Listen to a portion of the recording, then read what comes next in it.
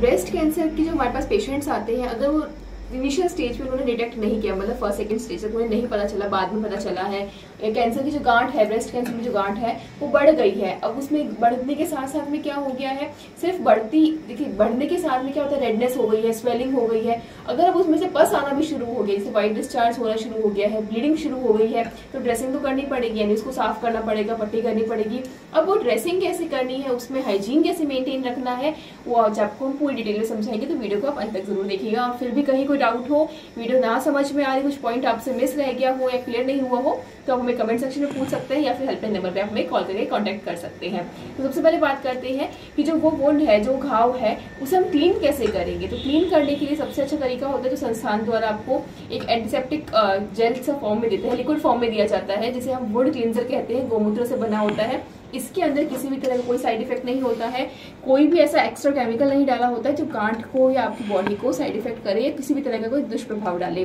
तो आप संस्थान से वुंड क्लींजर मंगा सकते हैं। हम लोग सबसे पहले वुंड क्लींजर से उसकी सफाई करते हैं। अब अगर आपके पास वुंड क्लींजर नहीं है और आपको तुरंत उसको घाव को साफ करना पड़ रहा है, तो ऐसे में क्या करेंगे, ऐसे में आप क्या करेंगे, 1 लीटर पानी लीजिए, उसके अंदर लगभग 100 से 150 ग्राम नीम के पत्ते अच्छे से धो के पूरा निकाल के पत्तों को अलग करके डाली में से उसको अच्छे से धोना है, उसके अंदर पानी के अंदर उबालना है, तब तक उबालना है जब तक वो 1/4 पानी न रह जाए।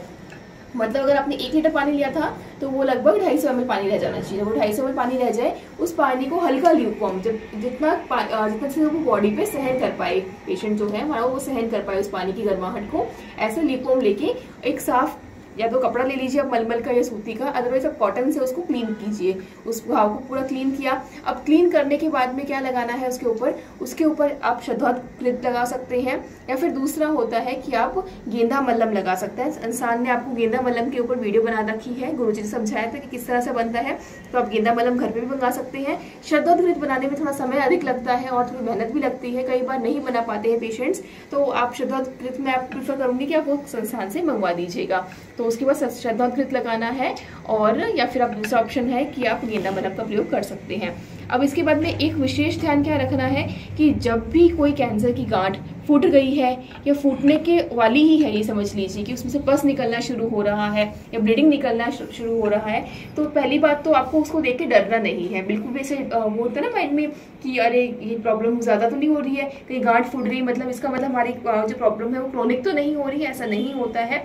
गांठ फूट रही है, ये गांठ में से व्हाइट डिस्चार्ज निकल रहा है, तो ये एक अच्छा सिम्टम है, एक पॉजिटिव वे में आप लीजिए। क्योंकि देखिए जो गांठ के अंदर गंदगी है ना वो बाहर नहीं निकलेगी तो स्वेलिंग कम कैसे होगी, स्वेलिंग भी तो कम करना जरूरी है ना, क्योंकि पेशेंट को पेन होगा, स्वेलिंग में दर्द भी हो रहा होगा। तो सबसे पहले अच्छा पॉइंट समझिए कि अगर पस निकल रहा है तो निकलने दीजिए, उसको रिमूव करते रहिए।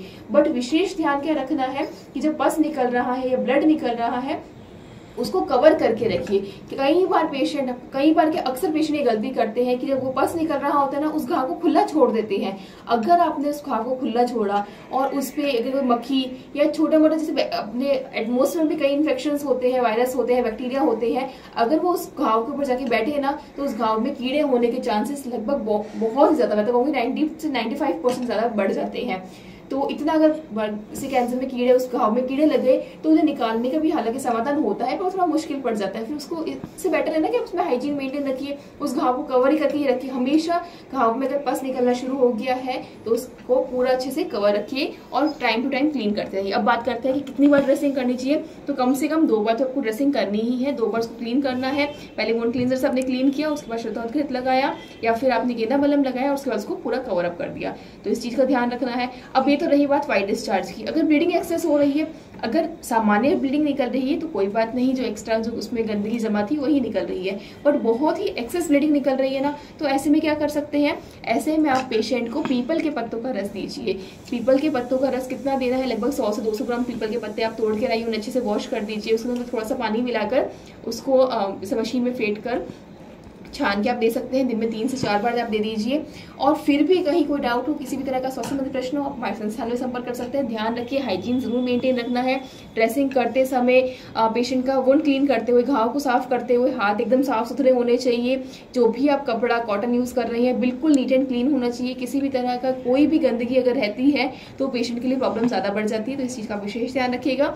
हमारी वीडियो को अधिक से अधिक शेयर कीजिएगा, जिससे क्या हो ये जो पेशेंट का दिक्कत होती है ना, गाँव में से ब्लड निकलने की, पस निकलने की, जिसमें पेशेंट बहुत सहम जाता है, डर जाता है, उसके घर वालों को डर लगने लग जाता है कि प्रॉब्लम ज़्यादा तो नहीं बढ़ गई है, उन्हें भी ये वीडियो देख के अच्छा लगेगा कि ये एक पॉजिटिव सिम्टम है, कुछ कैंसर में बदलाव हो रहे हैं, आपकी बॉडी अच्छा रिस्पॉन्स कर रही है, और कैसे इस समय आप हाइजीन को मेंटेन रख सकते हैं, कैसे इस घाव को क्लीन कर सकते हैं, उसकी भी आपको अधिक जानकारी मिल जाएगी। और फिर भी कहीं डाउट हो तो हम आपके लिए, आप ही की सुविधाओं के लिए आप इस पर कभी भी संपर्क कर सकते हैं, व्हाट्सएप कर सकते हैं, कॉल कर सकते हैं। धन्यवाद दोस्तों, जय गौ माता, वंदे मातरम।